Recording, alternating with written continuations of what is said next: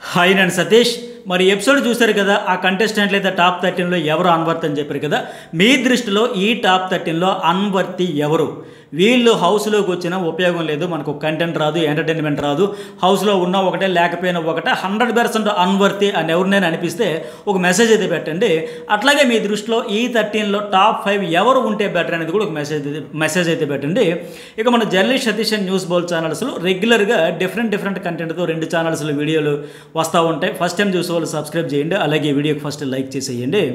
అయితే ఇక ఈ అన్వర్త్ అనే టాస్క్ పెట్టేటప్పుడు ఎలాంటి మొహమాటలు లేకుండా చాలా స్ట్రాంగ్ ఒపీనియన్ చెప్పాలని పెట్టారు. ఇలాంటి టాస్క్లు వచ్చేటప్పుడు వాళ్ళు ఏంటి అనేది బయటపడుతుంది. మొన్న కూడా చూసాం కదా, ఆ ట్యాగ్స్ అన్ని పెట్టేటప్పుడు కూడా ఆ టాస్క్లు ఆడేదానికంటే ఇలాంటప్పుడే ఎవరు ఆర్గ్యుమెంట్ స్కిల్స్ ఏంటి అనేది బయటపడితే బిగ్ బాస్ హౌస్లో ఉండాలన్నా, సర్వైవ్ కావాలన్నా సరే, గెలవాలన్నా సరే ఉండాల్సింది మెయిన్ అది ఆర్గ్యుమెంట్ స్కిల్స్. ఇలాంటి వర్తి లేకపోతే ట్యాక్స్ ఇచ్చేటప్పుడు ఎవరు ఎంత అనేది తెలిపోద్ది. ఇక హరీష్ మాస్క్ మ్యాన్ అయితే వచ్చాడు కదా, సో ఆయన క్లియర్గా చెప్పాడు మనం ఏంటి రైటర్ రాంగ్ అనేది మాట్లాడాలి. ఎస్, నువ్వు చెప్పాలి, నీ మనసులో దాచిపెట్టుకుంటే తర్వాత టైం వచ్చినప్పుడు చెప్పుకుంటే ఎట్లా? ఇక్కడికి వచ్చిందే ప్రూవ్ చేసుకోలేను కదా, ఆ సత్తా దమ్ము ధైర్యం ఉండాలి. నాకైతే ఉంది, ఫేస్ మీద మాట్లాడాలి, దేవుడు ముందైనా సరే నేను మాట్లాడతా, మనం ఏంటి అనేది ప్రశ్నించే కెపాసిటీ ఉందని ఫుల్ క్లారిటీతో చాలా కాన్ఫిడెంట్తో ఆయన అయితే కనిపిస్తూ ఉన్నాడు. మరి షాకీబ్కి అయితే అన్వర్త్ అని ఇచ్చాడు కదా, ఒక ఎగ్జాంపుల్ కూడా చెప్పుకొచ్చాడు. ఏంటి ఆ హెయిర్ రిమూవ్ టాస్క్ అప్పుడు నాగతో ఎస్ నేను ఆడతాను, నా ఎందుకు చూస్ చేసుకోవాలన్నాడు. అట్లాగే ఫోన్ బ్రేక్ చేసేటప్పుడు కూడా ఫైర్ కనబడింది, కానీ ఆ తర్వాత టాప్ 15 సెలెక్ట్ అయిపోయిన తర్వాత ఇక ఫైర్ లేదు అని చెప్పాడు. అయితే షాకీబ్ ఏం చెప్పుకుంటున్నాడు, నన్ను అందరూ ఇక్కడ వీడు అన్లక్కి అని స్టాంప్ వేసేశారు, నేను ఇక్కడికి లక్తో రాలేదు, ప్రూవ్ చేసుకుంటూ వచ్చి. ఎస్ కరెక్టే, ఇక్కడ మాస్క్ మ్యాన్ కూడా చెప్పింది అదే, నువ్వు ఇంతవరకు టాలెంట్తోనే వచ్చావు. అట్లాగే ఆ టాప్ 15లో ప్లేస్ కూడా ఒక 2 టాస్కుల్లో నీ టెంపరు, నీ హైపరు, నీకేదో ప్రూవ్ చేసుకోవాలనే ఉద్దేశంతోనే ఉన్నావు అనేది వచ్చింది. ఆ తర్వాత కూడా నీకు పెద్దగా కనిపించట్లా. సో ఎవరు పర్సనాలిటీ వాళ్ళదని చెబుతున్నాడు, కానీ నువ్వు ఆ నెక్స్ట్ లెవెల్కి వెళ్ళబట్టే ఒక ఎమోషన్తో ఫోన్ కొట్టబట్టే ఛాన్స్ వచ్చింది. ఇంకా ప్రూవ్ చేసుకుంటే బెటర్. అయితే ఇక్కడ సూటిగా సుత్తి లేకుండా బిగ్ బాస్ కోసం దేవుడినైనా ఎదిరిస్తా, ప్రశ్నిస్తా అని మాస్క్ మ్యాన్ చెప్పింది 100% ఫ్యాక్ట్.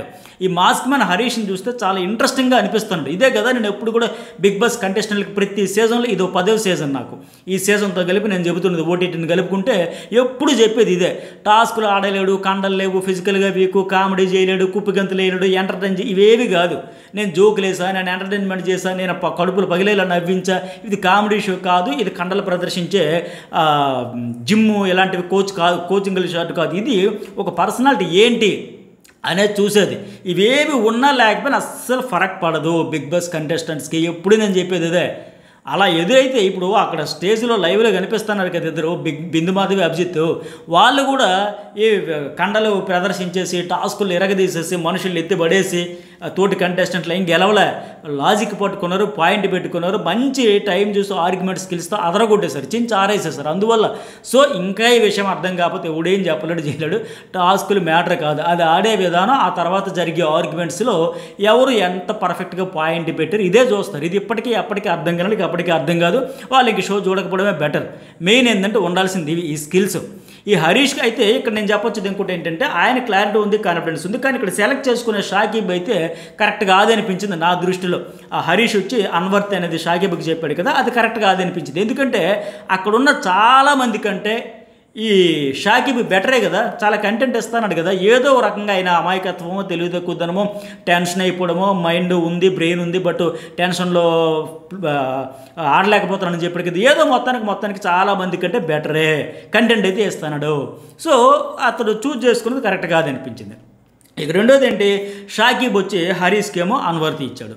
ఇది ఏమంటే నీకు ముక్కుసూటిగా మాట్లాడడం తప్ప ఇంకేమీ లేవు, సీరియస్గా ఉంటారు తప్ప ఎంటర్టైన్మెంట్ లేదు అంట. ఇది కరెక్ట్ కాదు. అసలు బిగ్ బాస్కి ఉండాల్సిన ఫస్ట్ క్వాలిటీయే ఫటాఫట ముక్కుసూటిగా మాట్లాడడం.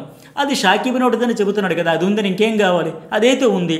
తర్వాత ఇంకోటి ఏమంటాడు ఆయన, హరీష్ కూడా అదే చెప్పుకొచ్చాడు, హెవీ వెయిట్ ఛాంపియన్స్ కోసం, మజిల్స్ కోసం ఉండేవాళ్ళు గెలవరా బై, బాడీ బిల్డర్స్ ఉంటారు ఇక్కడ, స్ట్రాంగ్ పర్సనాలిటీ నాకు ఉంది, దాచుంచో ఎంటర్టైన్మెంట్ కూడా ఉందని ఫుల్ క్లారిటీతో ఇచ్చేశాడు.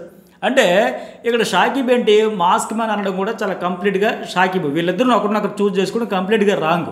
ఆయన హరీష్ చెప్పినట్టుగా షాకీబ్ కంటే బెటర్గా ఇంకా ఎవరు ఎంత చాలామంది కంటే షాకీబ్ బెటర్గా కంటెంట్ ఇస్తాడు. అట్లాగే ఈ షాకీబ్ కూడా మాస్క్ మ్యాన్ అనడం కూడా కంప్లీట్గా రాంగ్. ఎందుకంటే అక్కడ ముక్కుసుడిగా మాట్లాడతామని ఆయనే చెబుతున్నాడు కదా, అంతకంటే పెద్ద క్వాలిటీ అంటే.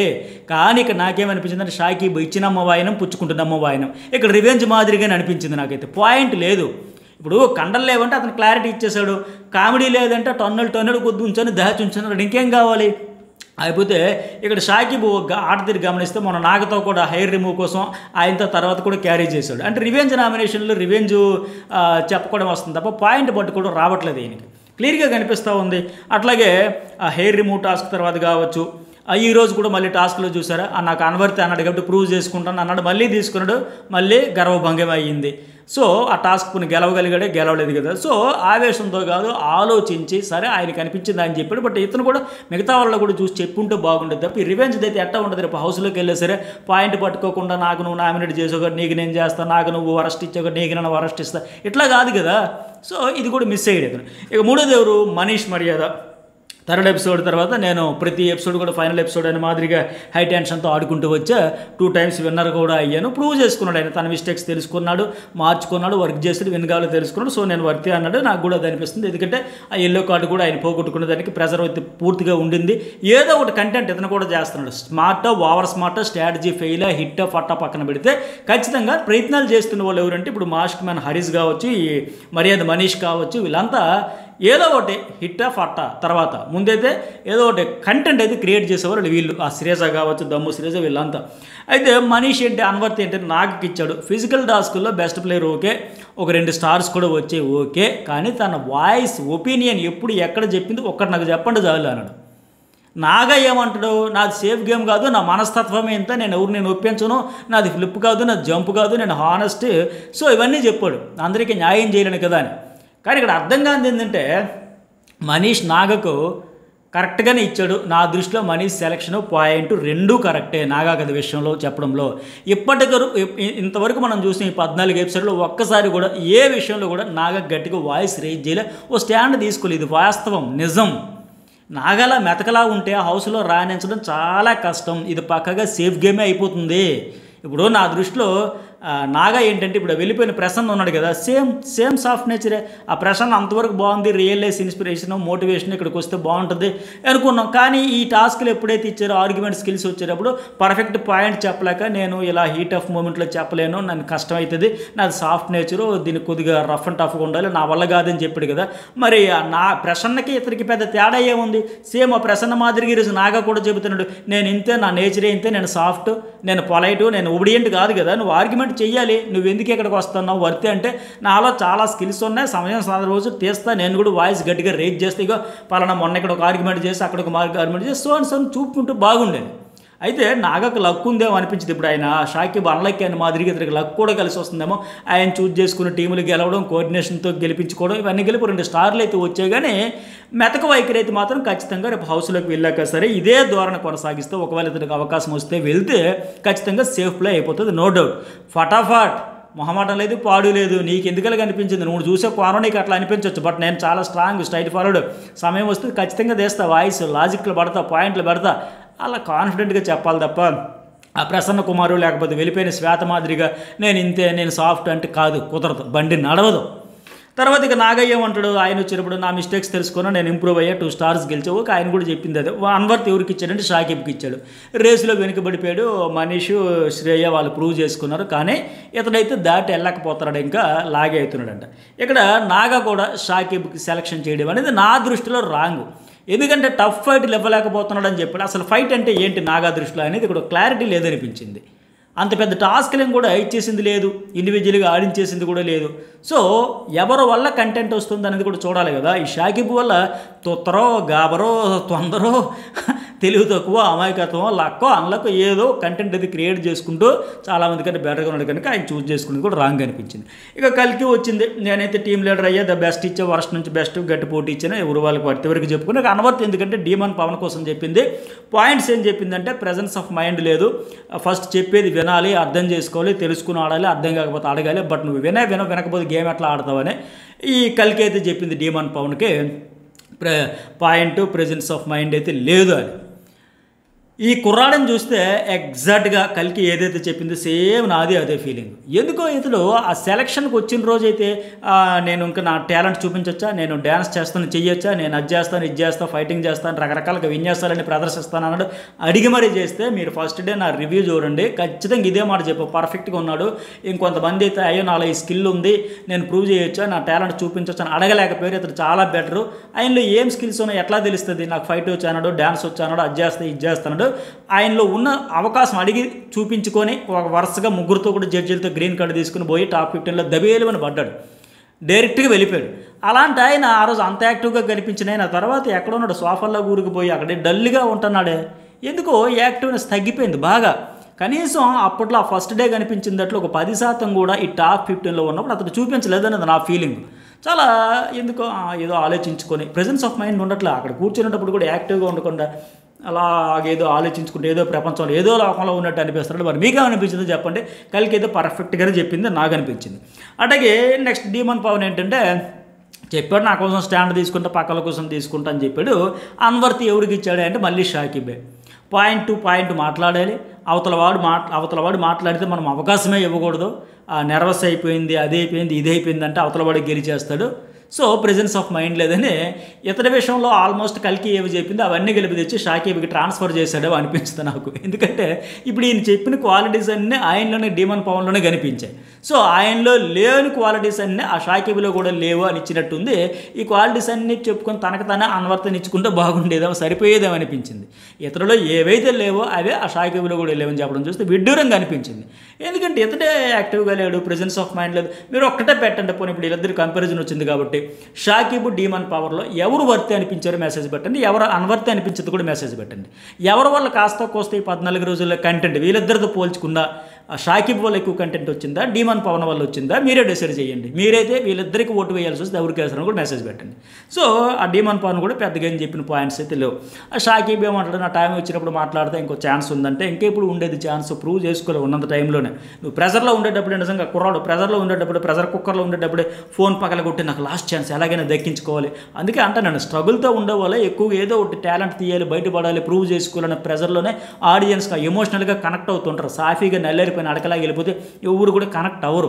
ఇప్పుడు ఆయన మనీష్ మర్యాద కూడా చూడండి, ఆ ఎల్లో కార్డు ఉండబట్టి ఆ రోజు నుంచి నేను ఫుల్ ప్రెజర్లో ఉన్నాను. నిన్నది ఆ ఎల్లో కార్డు పోగొట్టుకుని గెలుచుకునే ఎంత హ్యాపీ ఖుషి అయిపోయాడు, అబ్బా ఇది కదా నాకు కావాల్సిందని మాదిరిగా. సో ఎట్లాగ ఉంటుంది ఆ రోజు మనం చూడండి ఆ శ్రేయ అమ్మాయి నేను ప్రూవ్ చేసుకోలేకపోతున్నా చిన్నపిల్లలను తొక్కేస్తున్నారు అనేటప్పుడు సాఫీగా సాగిపోకుండా ఇలా ఆ ప్రెజర్తో పెయిన్తో ఉండేటప్పుడే వాళ్ళ స్ట్రగుల్స్ ఫేస్ చేసేటప్పుడు ఎక్కువగా ఎమోషనల్గా మంచి అవుట్పుట్ ఇవ్వడానికి బాగుంటుంది. సో సరే ఇక ఈ హౌస్లో ఉండాలంటే పాయింట్ టు పాయింట్ మాట్లాడాలి, ప్రెజెన్స్ ఆఫ్ మైండ్ ఉండాలి, అవతలడికి మాట్లాడే అవకాశం ఇవ్వకూడదు, ఇవన్నీ చెప్పాడు. బట్ ఇవేవి డీమన్ పవన్లో కూడా లేవు కదా. కనీసం ఆ షాకీబ్ ఏదో ఒకటి మంచో చెడు మాట్లాడుతున్నాడు, మౌనంగా ఎదగమని చెట్టు నీకు చెబుతుందనే అన్నట్టుగా ఆ పవన్లో అయితే ఉండట్లేదు. మరి ఆ పవన్ అట్లా ఆ పాటను ఇన్స్పిరేషన్ తీసుకొని అట్లాగే మౌనంగా ఎదుగుదాం అనుకుంటున్నాడు కానీ షాకీబ్ అయితే అట్లా లేడు, ఏదో ఒక హంగామా హడావిడి అయితే చేస్తున్నాడు. సరే ఇక్కడికైతే ఆ షాకీబ్కి 3 అన్వర్తి వచ్చాయి, హరీష్కి ఒకటి, పవన్కి ఒకటి, నాగకు ఒకటి, ఈ అన్వర్తీస్ అయితే వచ్చాయి.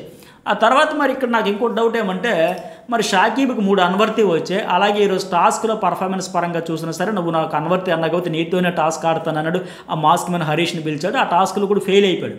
మరి అతనికి ఎందుకు ఎల్లో కార్డు ఇవ్వలేదు? ఇప్పుడు మిగతా వాళ్ళకి ఇచ్చేటప్పుడు టాస్కుల్లో పర్ఫార్మెన్స్ బాగా పూర్ ఉంది, మీరు ఇంకా ప్రూవ్ చేసుకోలేదు, నిన్న కూడా మరీ హడలెత్తించి బెదిరించేసి బెంబలు ఎత్తించేశారు కదా. ఎవరు పర్ఫార్మెన్స్ వీక్ ఉంటే పూర్గా ఉంటే వాళ్ళకి ఎల్లో కార్డు ఇచ్చేస్తాం, 2వ కార్డు కూడా ఇచ్చేస్తాం, పంపేస్తాం, రెడ్ కార్డు ఇచ్చి ఇంత చెప్పారు కదా.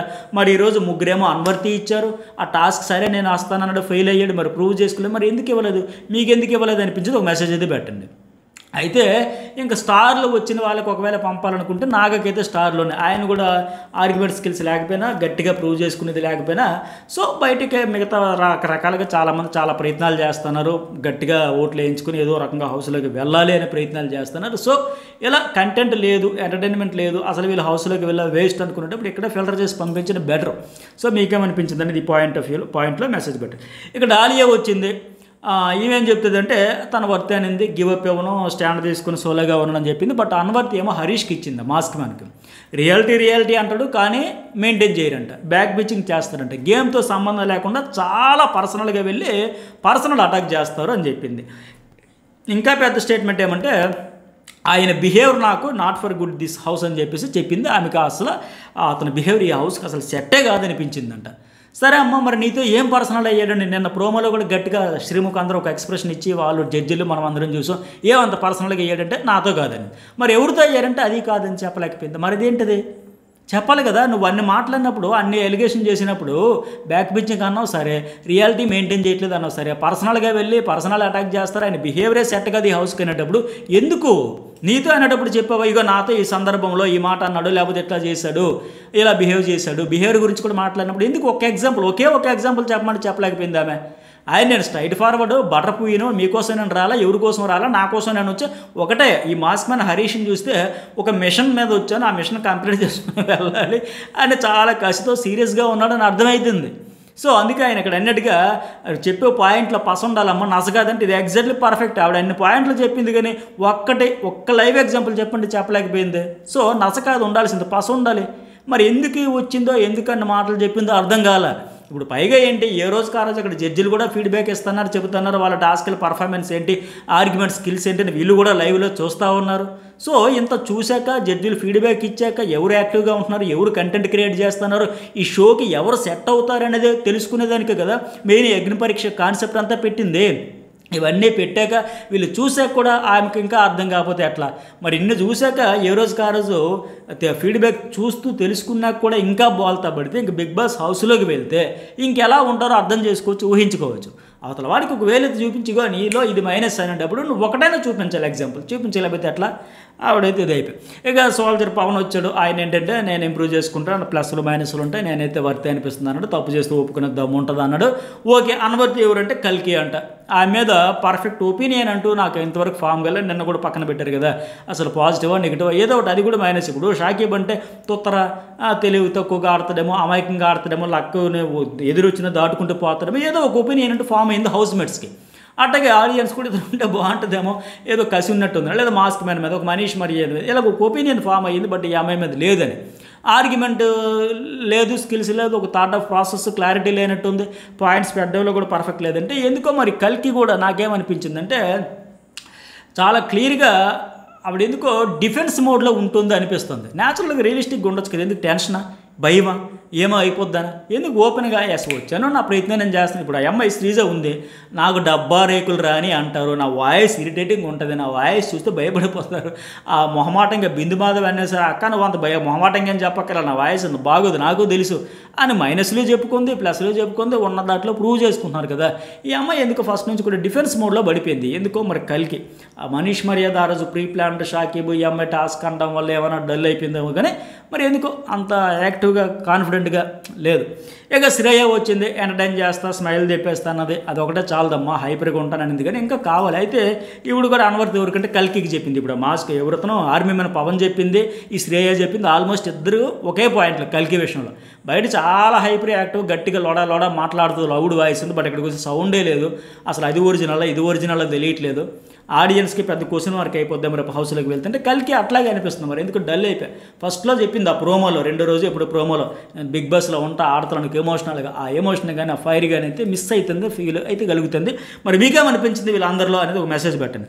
సరే, ఇక టాస్కుల పరంగా చూసుకుంటే ఆ దివ్య అదరగొట్టేసింది. ఛాలెంజెస్ ఇచ్చారు కదా, కలర్ బాక్సులు ఇచ్చేసుకో, ఉసుకో అంటే డిస్కో అంటే టాస్కులు, రాజ్యాలు గెలుచుకుంటూ పోవడం. దివ్య అయితే నిన్న గెలిచింది కనుక ఫస్ట్ ప్రియాని చూజ్ చేసుకోవడం. రివర్స్ పిరమిడ్ అంటే చాలా పద్ధతిగా పర్ఫెక్ట్గా గ్లాసుల మీద అలా కట్టుకుంటే ఎక్సలెంట్గా ఆడిందనే చెప్పాలి. జాగ్రత్తగా, క్యాలిక్యులేటెడ్గా, బ్యాలెన్స్డ్గా. ఈ ప్రియా పాప అంత పడిపోతున్నా సరే కింద మీద పడి టెన్షన్ అయిపోతుండే, జడ్జిలు హింట్స్ ఇస్తున్న గుమ్మాలు కిటికీలు వెడల్పుగా ఉండాలేమో ఇల్లు గడుతుందని చెప్పిన ఆ పిరమిడ్ అనేటప్పుడు తత్రపడింది, చాలాసార్లు ఫెయిల్ అయినా ఆ అమ్మాయి ఫస్ట్ నుంచి ఇటుక మీద తిరిగి అలా పేర్చుకుంటూ పోయినట్టు చాలా పద్ధతిగా బ్రహ్మాండంగా ఆడేసింది. మైండ్ గేమ్ ఆడుతుంది, కాన్సన్ట్రేషన్ ఉంటుంది, ఫోకస్ ఉంటుంది అని వాళ్ళందరూ చెప్పినట్టుగా కూల్గా ఆమెగా చక్కగా చేసుకెళ్ళిపోయి. అలాగే పజిల్స్ బిగ్ బాస్ అగ్ని పరీక్ష పజిల్ పెట్టేటప్పుడు కూడా శ్రీయని చూసుకుని ఇమేజ్ ఫామ్ చేయలేటప్పుడు కూడా చాలా చక్కగానే అసలు ఈ పిల్ల శ్రేయ కింద మీద పడుతున్న టక బ్రహ్మాండంగా ఆడుకుంటూ వచ్చింది. అది కూడా లోగన్ డిజైన్ అనేది పర్ఫెక్ట్గా చేసింది, రెండు టాస్కులు కూడా. శ్రీముఖ్ అన్నట్టుగా శ్రేయ ప్రియ వెళ్ళి కూర్చొని చెమచక్క ఆడుకుంటే ఇవి ఫన్నీగా అనిపించింది.